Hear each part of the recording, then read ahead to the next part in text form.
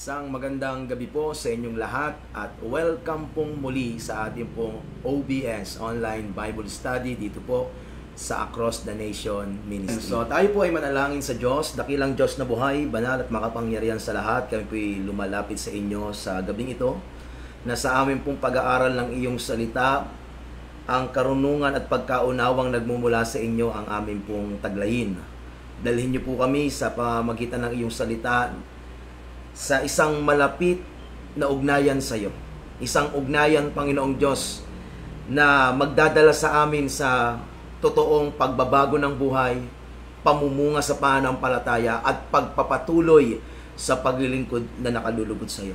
Samahan niyo po, Panginoong Diyos, ang buhay ng bawat isa habang kami po nag-aaral ay maranasan ka po namin saan man po kami naroon. Tinataas namin sa iyo ang kabuuan ng gawain ito, pinupuri ka namin, pinasasalamatan. Ito po ay aming panalangin sa pangalan ng Panginoong Hesus. Amen, amen, amen. So again, welcome po sa bawat isa at salamat sa kanyang kabutihan, sa kabutihan ng Diyos. Tayo po ay narito ngayon sa ating pong online Bible study. At ang ating pinag-uusapan dito last time ay patungkol sa end time discipleship, kung maalala niyo po, ano? At Matthew chapter 4 verse 17 to 25 ang ating talata, at ang ating pinakasusi mula sa mga talatang ito ay yung verse 19 and 20. Pero para sa kapakanan ng lahat ay maganda na mabalikan po natin yung kabuuan ng konteksto, sapagkat dito po nagpasimula ang Panginoon sa kanyang pagmiministeryo pagkatapos ng kanya pong 40 araw na pag-aayuno at pagtatagumpay sa tukso ng kaaway. Siya po ay nagpasimulang lumibot at sa kanyang paglilibot, hindi po siya namasyal, siya po ay nangaral ng mabuting balita, ipinangaral ang paghahari ng Diyos, nagpagaling ng mga may karamdaman, nagpalaya ng mga pinahihirapan ng masamang espiritu, at tumawag ng mga taong kanyang gagawing alagad upang maipagpatuloy ang gawain. At dahil dito, inabot po tayo ng gawain ng Diyos. That's the power of discipleship. Ito po ay nakakarating from one generation to another generation to another generation, because we need to realize that every generation needs regeneration. Ang bawat henerasyon ay nangangailangan na muling maipanganak kung nais natin ito ay makapasok sa kaharian ng Diyos. At dahil mahal natin ang aking pananampalataya, ikaw na nanonood ngayon, mahal mo ang henerasyong ito. At kagaya ko, hindi ka papayag na ang henerasyong ito ay mapahamak. Sapagkat kung ikaw ay tunay nakakilala sa Panginoon, titibok sa puso mo ang pagmamalasakit sa generation kung saan ka dinalaya ng Panginoon. And this is our generation. At hindi tayo dapat pumayag na ito ay mapahamak. We need to make disciples who will make disciple mula sa henerasyong ito patungo sa susunod pang henerasyon. Because what the present generation neglect, the next generation forget. Kung ano man ang ating pababayaan, isang araw kakalimutan na. Kaya kinakailangan, kung meron tayong higit na papahalagahan ngayon, yung bagay na maipapamana natin hanggang sa buhay na walang hanggan. And that is discipleship. At yan ang ating pinag-uusapan po dito. Ngayon, dadako tayo sa susunod na bahagi ng ating pinag-uusapan. So nakita natin sa last time na ating pinag-usapan, tinawag ng Panginoon ng mga alagad, "Come, follow me and I will make you fishers of men." So ang ibig sabihin ng Panginoon, "Come, follow me," that is an invitation na kapag sila'y tumugon, ay hinihingan sila ng pagsunod. At habang sila'y sumusunod, I will design you. I will turn you to become like me, because Jesus is the greatest fishers of men. Okay, siya ang pinakadakilang mamamalakayan ng tao. Siya ang ating modelo sa ministeryong ito. At kung nais nating maging kawangis niya, which is the ultimate goal of discipleship, is to become like Jesus, to become like Him. And for us to become like Him, we need to follow Him. Kaya nga sabi rin ni Paul sa 1 Corinthians chapter 11 verse 1, "Follow me as I follow Christ. Imitate me as I imitate Christ." So yun po kasi ang discipleship. Ang ating layunin ay maging kawangis tayo ni Lord. Hindi lang tayo kawangis ni pastor, kawangis ng sino mang iniidolo natin na mga mangangaral o tagapanguna, kundi higit sa lahat, maging kawangis tayo ng Panginoong Jesucristo. And for us to become like Jesus, we need to say yes to the invitation to come and follow Him. And then Jesus will design us. Jesus will help us to become like Him. So the goal of discipleship is for us to have that spiritual maturity and spiritual multiplication na mararanasan lang natin sa piling ng Panginoon. When we say spiritual maturity, tayo po ay natututong mamuhay kagaya ni Kristo, maglingkod na kagaya ni Kristo, at mamatay kagaya ni Kristo. Okay, to live like Jesus, to serve like Jesus, and to die like Jesus Christ. Yan po ay tinalakay natin sa ating nakalipas na episode. Ngayon naman po, pag-usapan natin yung naging tugon ng mga disciples sapagkat sabi sa verse 20, and what? They left their nets, they bought their everything and followed the Lord Jesus Christ. What a response, okay? Verse 20, at once they left their nets and they followed Him. Okay? Iniwan nila yung kanilang mga lambat, iniwan nila yung kanilang mga bangka, iniwan nila yung kanilang nakasanayang buhay at sila'y sumunod sa Panginoon. Ibig sabihin, sila'y tumugon sa panawagan ng Diyos. At doon nagsisimula ang discipleship, mga kapatid. There is an invitation. At kapag tayo tumugon sa invitation, we accept the invitation, we follow the Lord Jesus Christ, kinakailangan po na maintindihan natin na meron talaga tayong mga iiwanan, meron tayong mga tatalikuran, meron tayong mga isa-sacrifice. Meron tayong mga isusuko para tayo ay lubusang makasunod sa Panginoon. Why? Because we need to understand something about the word follow. There is something about this word. What does it mean to follow Jesus? It means to accompany, to go along with, to go the same way, to follow one who precedes you, being in the same road with someone. Yun po yung napakahalagang sangkap ng pagsunod. At yun po yung gusto kong kuhanin. We need to understand that it is important to know that when you are a disciple of Jesus Christ, you are at the same road with Jesus.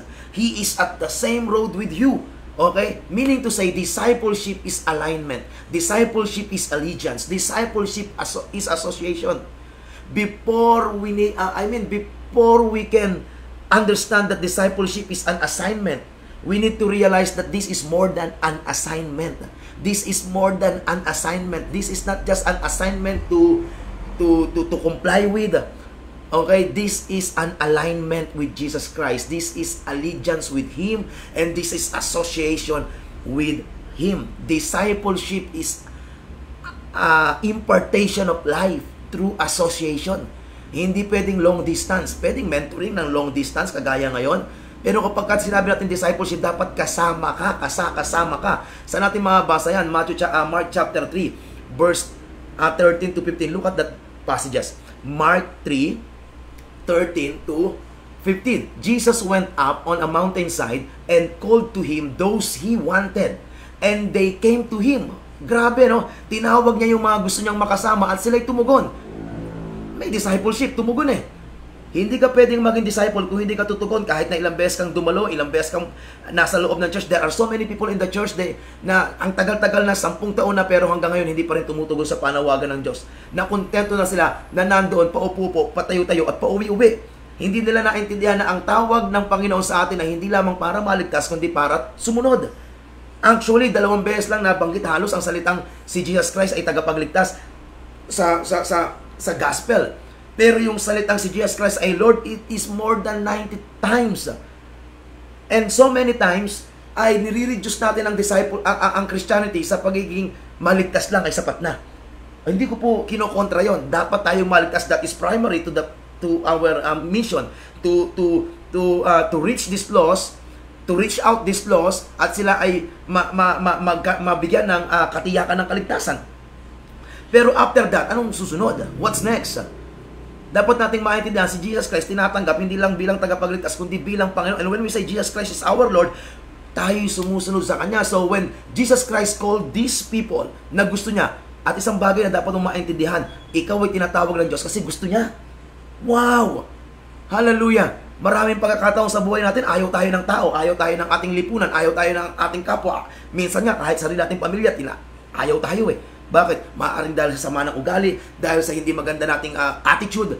Pero sa kabila ng pagtanggi sa atin ng tao, si Jesus Christ, gusto tayo. That is something we need to appreciate. That is something we need to be thankful. That is something we need to be grateful. Gusto tayo ng Panginoon na maging alagad niya. Yes, ikaw nga, ano man ang iyong background, ano man ang iyong nakaraan, ano man ang iyong pagkatao, ano man ang iyong kahinaan, ano man ang iyong kalagayan ngayon, hindi dyan nakatingin ang Diyos. Ang panawagan ng Diyos ay dahil gusto niya. Gusto ka niya na makasama. And they came to Him. So they responded. They say yes to the invitation. Verse 14, look at verse 14. Ang sabi ng verse 14, He appointed 12, designating them apostles, that they might be with Him. So that is discipleship. Doon nagsisimula yung discipleship, mga kapatid. Alignment, allegiance, and association. Tsaka pa lang yung assignment, that they might be with Him. That is alignment, allegiance, and association. And doon pa lang papasok yung assignment, that He might send them. That's our assignment. That's our mission. Kapag tayo po ay disciple ni Jesus Christ, ang ating pong mission ay to be sent out to preach. What else? To be sent out to preach. Verse 15. Look at verse 15. To be sent out to preach and to have authority to drive out demons. Amen? Hallelujah. Kaya ito po ay package. Kapag ikaw ay tumugon para sumunod sa Panginoon, makikita mo ang manifestation ng kapangyarihan ng Diyos. Makikita mo ang authority na pinagkatiwala sa iyo ng Diyos. Ang mga demonyo ay walang magagawa kundi lumayas kapag sila ay pinalayas mo at ikaw ay nangaral ng mabuting balita. Amen? So this is the mission, mga kapatid, at nangyayari lang ito kapag tayo ay sumusunod. Tatandaan nyo, magkaiba yung ating trabaho sa ating mission. Maaaring ang trabaho mo ay teacher, pero ang mission mo ay i-reach out yung inyong mga estudyante, yung inyong mga co-teacher. Maaaring ang iyong trabaho ay doktor, pero ang mission mo ay hindi lamang para gamutin ang iyong mga pasyente, kundi sila ay i-reach out, dalhin sa Panginoon. That's our mission, mga kapatid. Ano man ang ating trabaho, meron tayong mission to be sent out to preach the gospel and to drive out demons. For the purpose of finishing the Great Commission in your lifetime, in my lifetime, in our generation. Just like Jesus, ang trabaho niya, karpentero. Pero ang kanyang mission to seek and to save that which was lost. Yung mga disciple doon ang trabaho, mangingisda. Pero ang kanilang mission, i-reach out ang lost. Amen? Lahat tayo, mission natin to. Our mission is the Great Commission. Our mission is the Great Commission. At ito yung mangyayari lang kapag tayo tumugon. Now, in the gospel, there are 78 occurrences of this word, follow. Follow. And most of the time, out of that 78, 77 times, it was used, okay, in talking about following Jesus. Following Jesus. What does it mean? You can take that and really plug into that and place of that discipleship in following Christ. I mean, makakasiguro ka, makakatiyak ka na itong discipleship, mga kapatid, ay pagsunod kay Kristo. Okay? Pagsunod sa Panginoong Hesukristo. At to give you an illustration, sa Matthew chapter 9, merong isang tao, ang pangalan niya ay Levi. Tinawag siya ng Panginoon. Si Levi at saka si Matthew, isang tao lang to, na sumulat ng Book of Matthew, kung saan natin kinuha yung ating primary text. At si Levi ay isang maniningil ng buwis. Nang mapadaan ng Panginoon, tinawag siya ng Panginoon, at nang siya'y tawagin ng Panginoon, siya ay tumugon. When Christ saw him, He said to him, "Follow me." Then he arose and followed him on that day. Immediately, he followed him. Just like the disciples in Matthew chapter 4. Iniwan nila ang mga lambat at sumunod sa Panginoong Jesucristo. Ano po ang point nito, mga kapatid? Si Levi ay tax collector. Nung panahon na yun, kapag tax collector, kinamumuhian, kinaayawan. He is bitterly hated by his people dahil ang tingin sa kanya ay traidor. Naglilingkod siya sa mga mananakop sa Romans, sa Roman Empire. So, masama ang tingin sa kanya ng mga tao. Kaya nga, pagka sinabing tax collector sa Bagong Tipan, mga publikano, ay simbolo ng makasalanan. But look at Jesus Christ. Sabi, He saw a man named Levi. Ang nakikita sa iyo ng Panginoon ay iba sa nakikita ng kapwa mo. Maaaring ang tingin ng iba sa iyo ay patapon ng buhay mo. Maaaring ang tingin ng iba sa iyo ay makasalanan ka na wala ng pag-asang magbago. Maaaring ang tingin ng iba sa iyo ay wala kang kwenta. At kung merong masama, ikaw ang pinakamasama. At hindi ka pwedeng gamitin ng Diyos. Pero yun ang tingin ng tao. Iba ang tingin ng Diyos sa iyo. Just like Levi. Nung makita siya ni Kristo, sabi, He saw a man. Nakakita siya ng potensyal. Nakakita siya ng isang pwedeng gamitin ng Diyos. Yes, God loves bad boys. Mahal ng Diyos ang mga bad boys. Mahal ng Diyos ang mga masama. Yes, galit ang Diyos sa kasamaan, but He loves the sinners. Just like you and me. Pag tinawag ka ng Panginoon, huwag mong ipagkait ang buhay mo. Kasi dito ka mababago. Hindi ka mababago ng padalo-dalo. Hindi ka mababago ng pagsali sa grupo. Hindi ka mababago ng pag-attend sa church. Mababago ka ng pagsunod kay Kristo. As you follow, Jesus will turn you from tax collector to preacher of the word of God. During the time of Levi, nobody wants a tax collector. And yet, when he heard Jesus, he left everything and followed Him. What a testimony. Ito na yung pagkakataon mo. Pagkakataon nating lahat ito na tumugon sa panawagan ng Diyos. There is this great invitation from the Lord Jesus Christ. You come, follow me, and I will make you fishers of men. At kung ikaw ay tatayo at tutugon, kung iiwanan mo ang upuan ng mga maniningil ng buwis, kung iiwanan mo ang mga lambat, kung iiwanan mo yan, makikita mo, little by little, step by step, babaguhin ka ng Panginoon. Tutulungan ka niya na makalaya mula sa adiksyon, sa droga, adiksyon sa bisyo, adiksyon sa alcohol, adiksyon sa lust, adiksyon sa maling gawain. Babaguhin ka ng Panginoon. Palalayain ka from criminals to Christ's disciple. From being outcast to being transformed, from darkness to light, from death to life, from nothing to something, from nobody to somebody for the glory of God. Amen?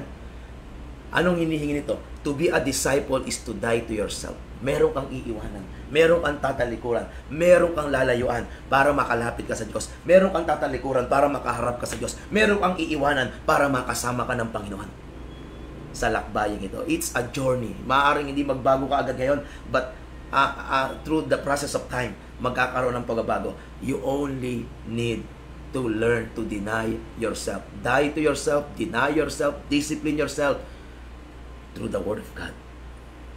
Because the word disciple is also the word discipline.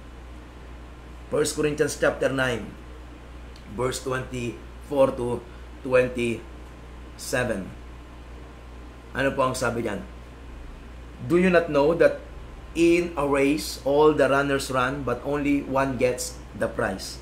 Run in such a way as to get the prize. Verse 25, 26, and 27. Everyone who competes in the games goes into a strict training. They do it to get a crown that will not last. But we do it to get a crown that will last forever. Therefore, I do not run like a man running aimlessly. I do not fight like a man beating the air.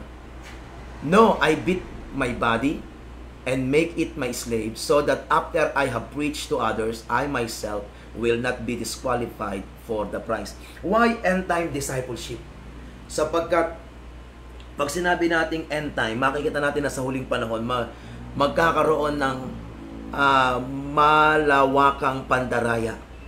At ang madadaya lang, syempre, ang dadayain, ang puntirya ng pandaraya, yun nasa katotohanan, hindi na dadayain yung dayana. Okay? Bakit pa i-deceive yung deceive? Deceive na nga. So, sino i-deceive? Yung mga nasa katotohanan. Sino yun? Itong mga nasa church, kagaya natin.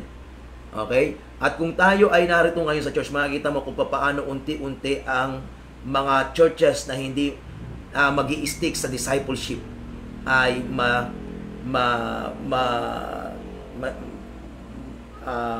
malilihis. Okay? Na unti-unti din na napapansin yung discipleship ay pababaw ng pababaw. Yung kanilang ginagawang discipleship ay malayo na sa practice ng church sa Bible. At para sa kanila ito, okay na to, discipleship ay program na lang. Ang discipleship sa kanila ay basta dumadalo o basta nagbibigay o basta ganito. Kaya kuminsan nakakalungkot isipin, may mga tao sa loob ng church hindi pwedeng salangin ng pastor. Kapag kinurek ng pastor, aalis. O kaya sila ang magpapalayas sa pastor. Nakakita po kayo ng simbahan, yung pastor pinapalayas ng mga miyembro. Okay? At ang may boses, yung miyembro, hindi yung pastor. Saan ka nakakita ng ganun? I'm talking about yung totoo Hindi, syempre of course, given naman paano kung pastor ay loko-loko. Di ba?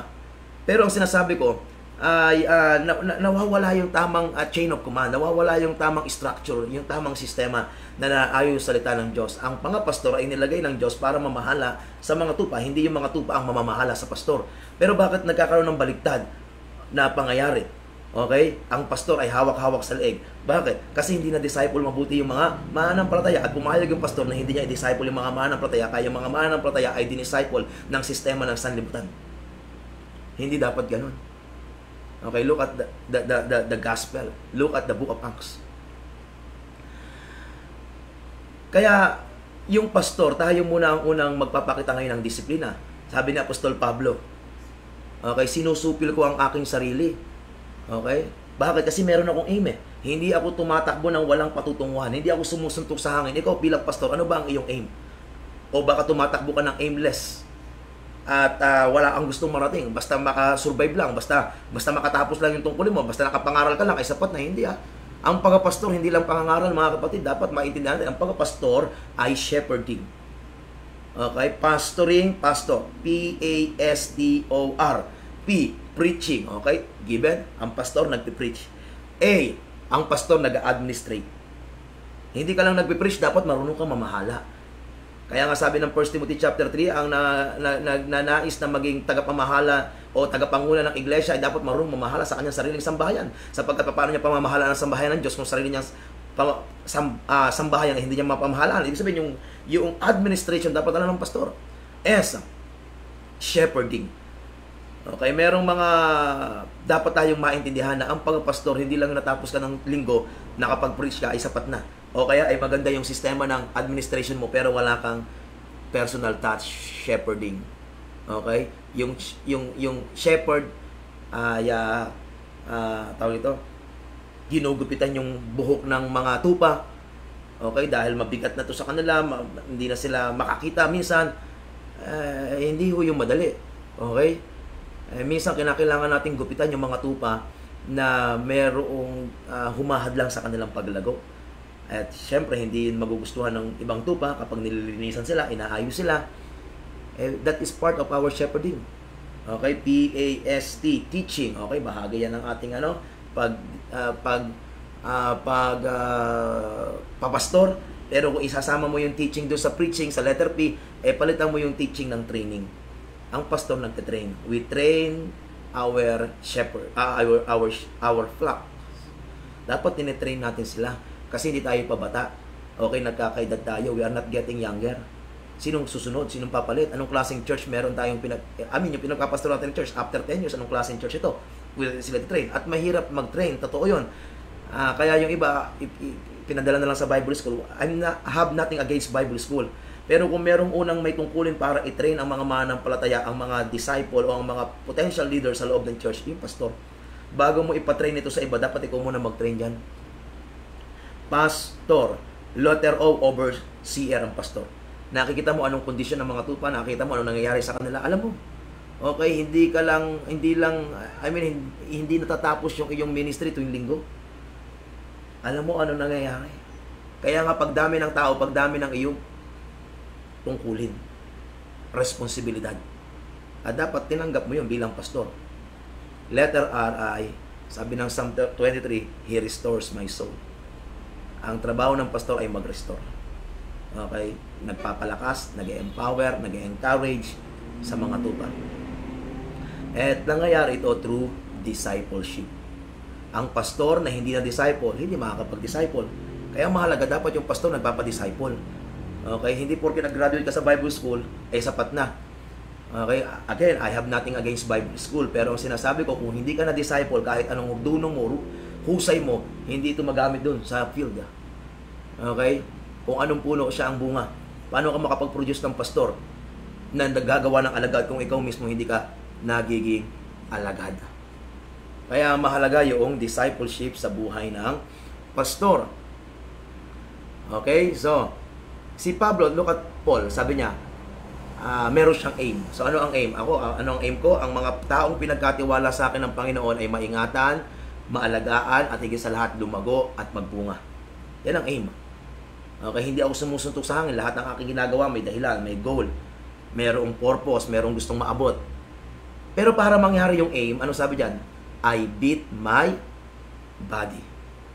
I beat my body. Sabi diyan. Okay?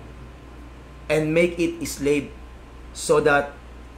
my slave so that after I have preached to others, I myself will not be disqualified for the prize. So mahalaga na tayo una ang nagdidisiplina sa ating sarili. Mga pastor, let us set out the example. Let us set an example to the members. Okay? Kung nais natin sila ay magbunga, dapat tayo talaga ay magpakita sa kanila ng halimbawa. Amen. Sabi ko sa mga disciple dito, mga workers dito, tsaka maging sa mga mananampalataya, kung nakita nyo akong tamad, okay, meron kayong karapatan na sumuhay at maging tamad din. Pero hindi ako magtatamad-tamad. Ayoko magtamad-tamad. Walang lugar sa kaharian ng Diyos ang mga tamad. Ang mga tamad, ang bahagi ay sa dagat-dagatang apoy at asupre na siyang ikalawang kamatayan. Bawal ang tamad sa Olonga po. Mas lalong bawal ang tamad sa kaharian ng Diyos.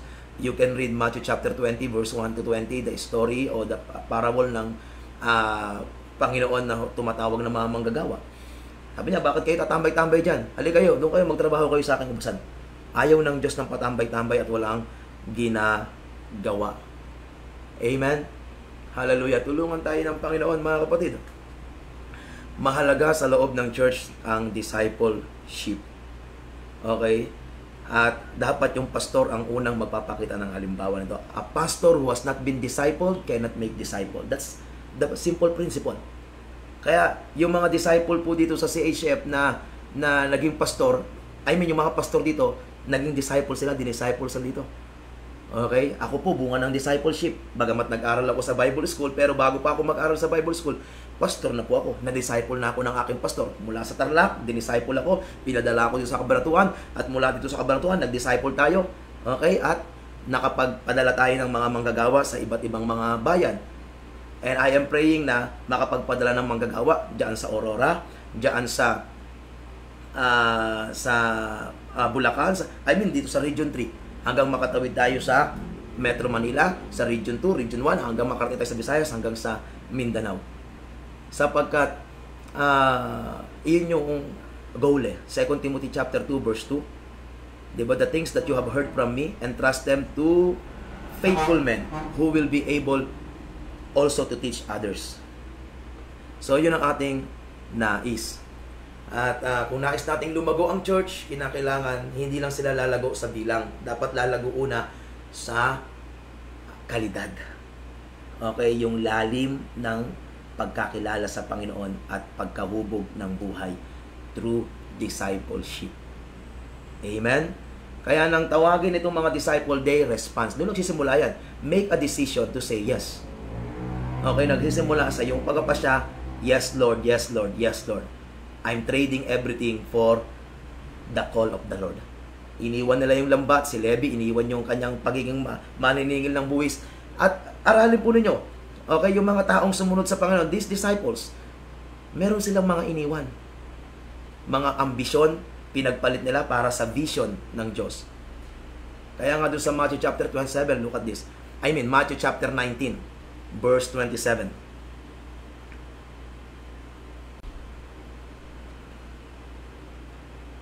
Sabi niya, Peter answered him, "We have left everything to follow you." Iniwan daw nila ang lahat to follow you. What then will there be for us? Iniwan po namin ang lahat at sumunod kami sa inyo Ano naman po ang sa amin? Sabi ni Lord sa kanya, sumagot. Jesus said to them, "I tell you the truth. At the renewal of all these things, when the Son of Man is on His glorious throne, you who have followed me will also sit on 12 thrones, judging the 12 tribes of Israel." Verse 29. "And everyone who has left houses, or brothers, or sisters, or father, or mother, or children, or fields, for my sake will receive 100 times as much and will inherit eternal life." Verse 30. "But many who are first will be last, and many who are last will be first." Merong mga mauunang mahuhuli, merong mahuhuling mauuna. Depende sa ating response sa panawagan ng Diyos. Si Peter, nung sabi niya, "Iniwan namin ang lahat at sumunod kami sa iyo," ang sabi ng Panginoon, tandaan mo ito, lahat ng nag-iwan ng mga bagay na ito, ari-arian o kahit pamilya, alang-alang sa akin, ay tatanggap ng makaisang daang ibayo na iyon at magmamana ng buhay na walang hanggan. Wala pong kalugihan sa pagpapaalagad. Wala pong kalugihan sa pagtugon sa panawag. Wala pong kalugihan sa pagsunod kay Kristo. Hindi po tayo malulugi pag tayo ay sumunod sa Panginoong Hesukristo. Yan ang katotohanan. Kaya, I challenge you sa inyo pong lahat, mga kapatid. Simulan po natin, let us set an example. Kung nais nating makakita ng mga disciple-making churches, magsimula po tayong magpaalagad. At pagkatapos gumawa ng alagad, nagagawa ng alagad. Wala na tayo dito, pero ang gawain ng Panginoon magpapatuloy pa hanggat hindi pa siya bumabalik. Magtatanim ng maraming disciple-making churches, magre-revitalize ng mga disciple-making churches, at lalago ang gawain ng Diyos. In every 5 kilometers, let's plant a disciple-making church. Okay? Maglagay tayo ng disciple-making church. At magsimula ito sa ating mga local churches. Amen? Hallelujah. So, meron tayong kapatid na nag-comment ito. Nakita ko lang si Sister Rose Evangelista Panog at General Nakar. Tama ba? Pero na-meet natin siya sa Dingalan. Bukas ay nasa Dingalan ang team. Bukas ng umaga. Bibisitahin ang mga kapatiran doon. Kung ikaw ay nasa Dingalan, pwede kitang bigyan ng manual na ginagamit namin sa simpleng pag-discipleship dito sa local church na kinabibilangan namin. So ito pong ating ginagawa, mga kapatid, ay hindi lang to exclusive dito sa CHF. Ito po ay para sa lahat. Regardless of our denominational affiliation, hindi tayo exclusive lang sa CHF. Gusto nating makapag-ministeryo sa body of Christ. Amen? Kaya nga po tayo ay bumabiyahe through across the nation. Pinili natin na dito po mag-ministry sa across the nation, hindi po sa page ng CHF, kasi gusto natin na ito po ay para sa lahat, across the nation nga eh. Nagkakandak tayo ng mga discipleship conferences, training sa iba't ibang mga churches sa Body of Christ, Luzon, Visayas at Mindanao. And we render this service free. Okay, ginagawa natin ito libre sapagkat ang sabi ng Matthew 10:8, tinanggap ninyong libre, ibahagi ninyong libre. Kagalakan na natin na magiging instrumento ng Panginoon para sa ikatatag, ikalalago, ikasusulong ng ating mga kapatid sa pananampalataya, ano man ang karatula ng kanilang simbahan. Ang mahalaga, lahat tayo ay ligtas sa pamamagitan ng biyaya ng Kristo sa pananampalataya sa Kanya bilang ating Panginoon at tagapagligtas. Amen. So tulong-tulong po tayo para matapos ang Great Commission. Amen. So Sister Rose, pwede mong makuha ito sa Dingalan bukas. At salamat sa bawat isa sa atin na narito. Tulungan tayo ng Diyos. Sa Friday, mga kapatid, ulitin ko po doon na po tayo sa account, sa Facebook page ng Across the Nation. At tutuloy natin ang part 3 nito ng ating tinatalakay. That is on Friday. Sama niyo po sa panalangin. Ang team ay pupunta sa Samar sa sabi natin May 19 hanggang May 31 para mag-conduct ng evangelism, mission, training, disciple making sa lugar na iyon. At ano pa ba, maraming salamat sa buhay ng bawat isa. Panalangin natin yung mga naging bunga ng gawain sa Samar, sila ang gamitin ng Diyos para sa Mindanao. Last time na ako ay nasa Tarlac at nag-uusap kami ng aking pastor at sinasabi niya sa akin yun ang pwedeng mangyari, na yung mga tiga Visayas sila ang papadala sa Mindanao. Well, praise God kung gamitin kayo ng Panginoon doon. Amen? So, purihin ng Diyos. Ang mahalaga ay maging bahagi tayo ng Great Commission. Hallelujah. So, following Jesus is being at the same road with Jesus Christ.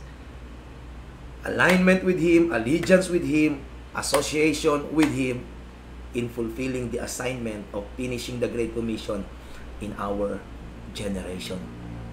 Come, follow me, and I will make you fishers of men. And then the disciples left their nets. The fishermen left their nets and followed Him. Amen. Mahirap ito sa tao, pero kaya ng Diyos. Sabi ng Matthew chapter 19 verse 26, with men this is impossible, but with God all things are possible. Pastor, hindi ko kaya. Pastor, baka hindi ko magampanan yung aking tungkulin, kaya marami ayaw magpadis. Kasi iniisip na lang, Pastor, no. With men this is impossible, but with God all things are possible. Yung hindi mo kaya, magagawa mo with God. Yung imposible sa iyo, posible sa Diyos. Ang kinakailangan lang, tumugon ka sa tawag ng Panginoon. Say yes. Lord, here I am. Send me. Amen?